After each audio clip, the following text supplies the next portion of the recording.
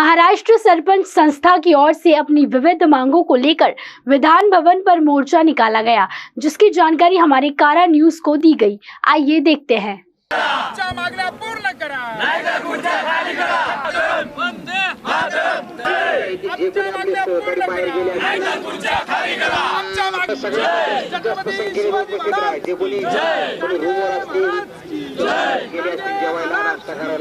तुकाराम। आमच्या मागण्या पूर्ण करा, नहीं तर खुर्ची खाली करा, ऐसे इन लोगों का बोलना है। सरपंच सेवा संघ की ओर से मोर्चा का निर्माण किया गया है, तो हम इन्हीं से जानेंगे कि आपकी क्या प्रमुख मांगे है। देखिए, काफ़ी हम महाराष्ट्र के सभी जिलों से सभी सरपंच लोग यहाँ आए हैं, इकट्ठा हुए हैं। हमने काफ़ी सालों से आज 75वीं अपन अमृत महोत्सव मना रहे हैं, लेकिन आज तक ग्रामीण जो है उस भाग का अभी तक कोई विकास हो नहीं पाया। हमारी कुछ प्रमुख मांगे हैं जो हमने कई बार शासन के पास रखी है, लेकिन अभी तक हमें आश्वासित किया गया, लेकिन कभी भी मांगे पूरी की गई नहीं। सरपंच जो है, गांव जो है, ये गांव अपनी देश का सबसे बड़ा एक स्ट्रक्चर है। अगर वो डेवलप नहीं हो पाएगा तो अपना देश डेवलप नहीं हो पाएगा। अब हम 75वें अमृत महोत्सव मना रहे हैं और काफ़ी सारे मांगे हमारी है, जो जिसमें से एक मांगे है कि जो घरकुल योजना है सब गरीबों के लिए है। रमाई घरकुल योजना है, इंदिरा आवास योजना है। इन आवास योजना को एक लॉकिंग सिस्टम लगा के रखा है। लॉकिंग सिस्टम मतलब एक 5 घरकुल अगर आ गए तो वो अगर कंप्लीट नहीं होते तो आगे के घरकुल नहीं हो पाते। तो कई साल हमारे टेन्योर 5 साल का निकल जाता है, हम लोगों की मांगे पूरी कर नहीं पाते, गरीबों को घर दिन नहीं दे पाते। ये लॉकिंग सिस्टम जो है, हमने राज्य सरकार को बोलते तो वो बोलते कि ये केंद्र सरकार की योजना है, वो लॉक सिस्टम निकालेंगे। तो ये लॉक सिस्टम निकालेगा कौन आखिर तक? हम लोग कब तक ये इसकी राह देंगे? हमें आम लोगों को जवाब देना है, सरपंच करके हमको पूरे गांव का विकास करना है। तो ये प्रमुख मांगे है। और आप पदवीधर मतदार संघ के इतने सारे आमदार आप लोग भेजते हो, कहाँ है नौकरियाँ? नौकरियां नहीं है, फिर वो आमदार किस लिए है? हमारी ग्राम पंचायत में से आप क्यों नहीं एक मतदार संघ सिलेक्ट करते हैं कि ताकि हमारा एक रिप्रेजेंटेटिव वहां जाए, हमारी तकलीफ वहां रखे? तो हमें हमारी ये प्रमुख मांग है कि अभी आने वाले सेशन में कुछ हमारी जो है 12 जो है आमदार ये ग्राम पंचायत से होने चाहिए। इनको भी इनकी मांगे रखने का अधिकार होना चाहिए।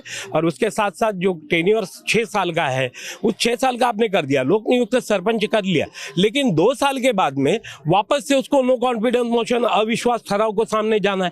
फिर आप लोग पूरे गांव ने जिसको चुन के दिया वो वापस से 2 साल के बाद में खाली होगा, तो फिर क्या अर्थ है? फिर ये आमदार लोगों के लिए क्यों नहीं लगा रहे? उनको क्यों नहीं बोलते कि भाई मतदार संख्या अगर 90% लोग बोलते हैं कि आमदार काम नहीं कर रहा है, तो उसको भी अविश्वास ठहराने की प्रोसीजर होनी चाहिए। ये केवल ग्राम पंचायत में क्यों है? इसमें ये तरतूद जो है, ये प्रमुख मांगे है, ये मांगे हमारी कंप्लीट होना बहुत जरूरी है।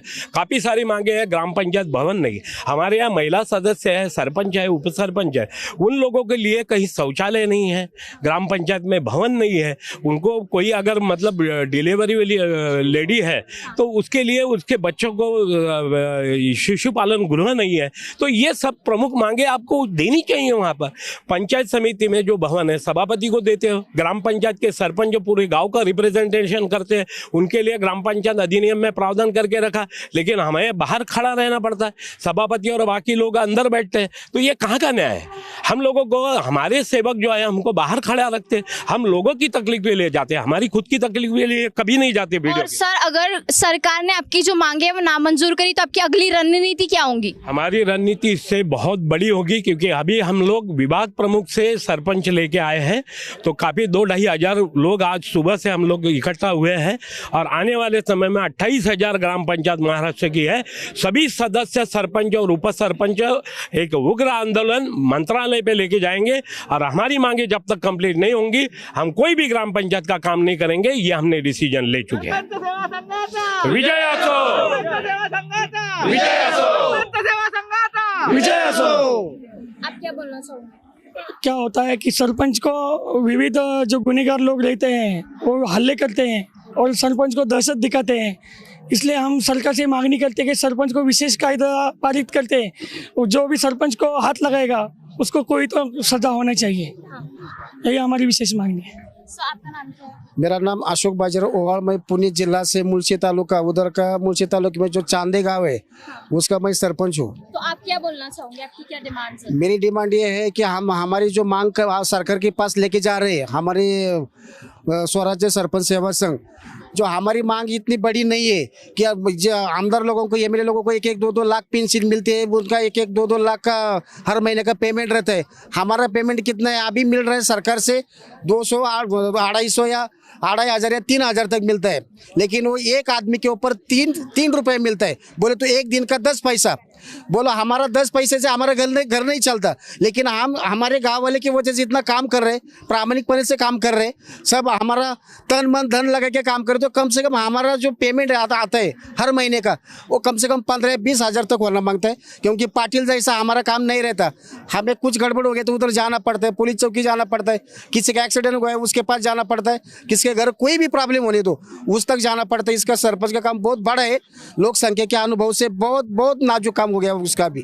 तो हमसे मांग यह है गवर्नमेंट से या सरकार से कि हमारी जो अभी हम सम कर रहे हैं अभी सब, वो इसकी वजह से हमारा कम से कम हर महीने का एक सरपंच का या उप सरपंच का 10 या 12, 15 या 20 तक होना चाहिए। बस इतना मैं कहना चाहता हूँ।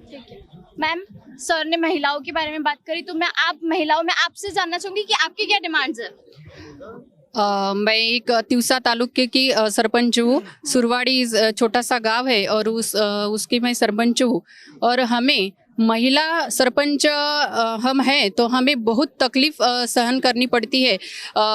कोई विरोधी पक्ष वाले कुछ बोलते हैं, वो हमें डोमिनेट करते हैं कि वो बोलते हैं ये लेडीज़ है, ये कुछ नहीं कर पाती, ऐसा बोलते हैं कि और हमारा जो भवन है, हमारा कार्यालय है, उसमें आके ऐसे ही बैठ जाते हैं क्योंकि लेडीज़ है और ग्राम सेवक भी एक लेडीज़ रहती है। तो कोई हमें जो ताकत मिलनी चाहिए महिला सरपंच को, कि जो मान और जो हक मिलना चाहिए वो हमें मिलता नहीं। इसलिए हमें ऐसे लगता है कि सरकार ने थोड़ा महिला सरपंच के लिए विचार करना चाहिए। नमस्ते, मेरा नाम शारदा मधुकर गायदने है। मैं भंडारा जिले से हूँ, बेला ग्राम पंचायत से। मेरा भी ऐसा कहना है मैम कि जो भी सरपंच महिला रहे या जेंट्स रहे, सभी को है ना बहुत परेशानी है काम करने के लिए। क्योंकि अभी बोला गया है कि काम करते समय एक तरफ से बोला जाता है कि सरपंच को बहुत ज़्यादा पावर दिए गए हैं, पर अगर हम ग्राम सभा चलाते हैं, कुछ भी अगर हम सभा लेते, तो जो प्रोटेक्शन है, अगर हमारे ऊपर अगर कुछ भी हल्ला बोल होता है तो हम कुछ भी नहीं कर पाते, यानी हमें कुछ भी प्रोटेक्शन नहीं मिलता। ये पावर हमें मिलना चाहिए। और दूसरी एक वजह है कि जैसे भी हम कुछ कामकाज के लिए अगर हम पंचायत समिति में जाते हैं, जिला परिषद में जाते हैं, तो हमारा भवन नहीं है, सरपंच भवन नहीं है, तो हमारे खुद के बैठने के लिए, आदान प्रदान के लिए हमें बैठने के लिए कुछ जगह चाहिए मैम। ये हमारी मांग है। और जो भी अभी सर ने बताया है कि सभी इसके एमएलए है, पर हमारे सरपंच लोगों का प्रतिनिधित्व करने के लिए हमारा कोई एक भी आमदार नहीं है, तो ये हमें अधिकार मिलना चाहिए। हमारा भी एमएलए होना चाहिए, ये अधिकार हमें मिलना चाहिए मैम। जैसा शिक्षक मतदार संघ है, वैसा महाराष्ट्र में हर प्रांत में शिक्षक मतदार संघ होना चाहिए। ये भी एक हमारी सरपंच सेवा संगठन की तरफ से मांग है। हाँ, ग्राम पंचायत मतदार संघ होना चाहिए, एक हमारी मांग है।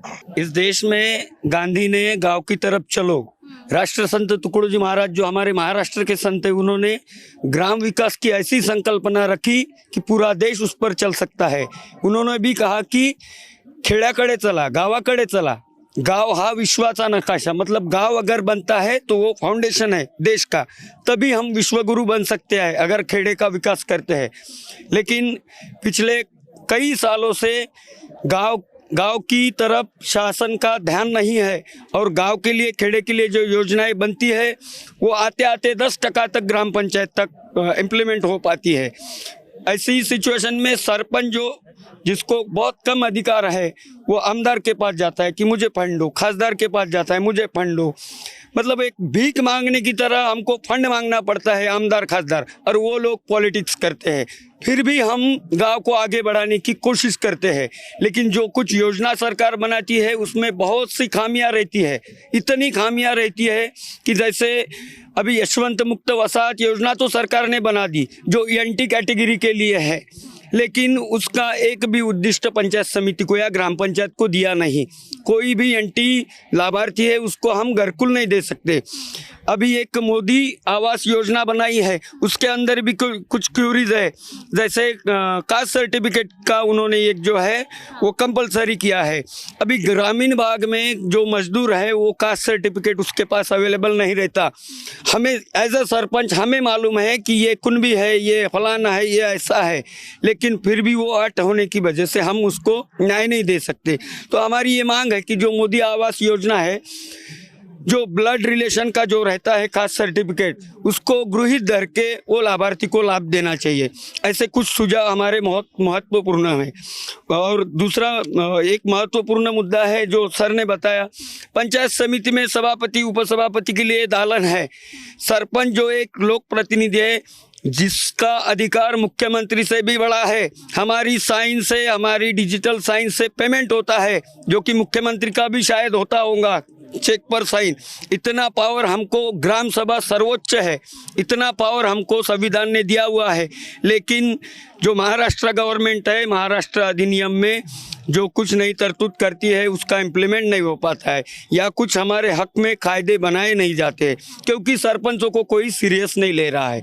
जबकि इस देश को अगर विश्वगुरु बनाना है तो सरपंच को स्ट्रांग बनाना होगा। ये मेरा खुद का विश्वास है। तो बहुत सारी समस्याएं हैं। सरपंचों को मानधन 2000 रुपये, 1500 रुपये, उतना तो हमारा चाय पानी में जाता है। भाई क्यों दे रहे हो? सरपंच का अगर खर्चा पूछेंगे ना किसी को, उतना तो चाय पानी रोज का जाता है हमारा। हमको क्यों दे रहे भीख? अगर देना है तो 10,000, 15,000, 20,000 ऐसा कुछ मानधन दो जो कि हमारी रेपुटेशन को भी सूट करे। हमारा ये कहना है। लेकिन मतलब हंसने की बात नहीं है। अगर गांव बनाना है, राज्य बनाना है, देश बनाना है, तो गांधी ने बताया, टुकड़ोजी महाराज ने बताया, गाडगे महाराज ने बताया, उनके मार्ग पर हमें चलना होगा। ना कि सरपंचों को जो हमारे विधान भवन में है उन सबको कायदे बनाने होंगे और सरपंचों के लिए ग्राम विकास करने के लिए, गांव के लिए ऐसी पुख्ता योजना बनानी होंगी। तभी इस गांव का, इस देश का, इस राज्य का कुछ हो सकता है। और इसी के लिए जो हम समझ रहे हैं वो विधानसभा के सदस्यों को कुछ उनके दिमाग में भी जाए। ये जो अध्यात्म है, ये जो ग्राम विकास का मंत्र राष्ट्र संत जी ने दिया है, ये उनके भी दिमाग में कुछ जाए, इसलिए हम यहाँ पे इकट्ठा हुए हैं। और सभी की ओर से, पूरे महाराष्ट्र के सरपंचों की ओर से एक गुजारिश है कि अभी सुधर जाओ, अभी थोड़ा सा पढ़ो, अभी थोड़ा सा गांव की तरफ आगे बढ़ो। हम सरपंचों को स्ट्रांग बनाओ, गांव को स्ट्रांग बनाओ, देश स्ट्रांग बनेगा। तो ये हमारी डिमांड है कि हमें सीरियसली लो, गांव को सीरियसली लो। हमारी जो मांगे है वो पूरी करो। हमारी मांगे, हमारी मांगे ऐसा कैसा दे। गांधी जी ने बोला था कि अगर तुम्हें कंट्री का डेवलपमेंट चाहिए तो सबसे पहले शुरुआत गांव से करो। तो ये सारी थी इनकी मांगे। मैं जिगीशा बुंदेले, वीडियो जर्नलिस्ट, विशाल रायपुरी के साथ कारण न्यूज़ नागपुर।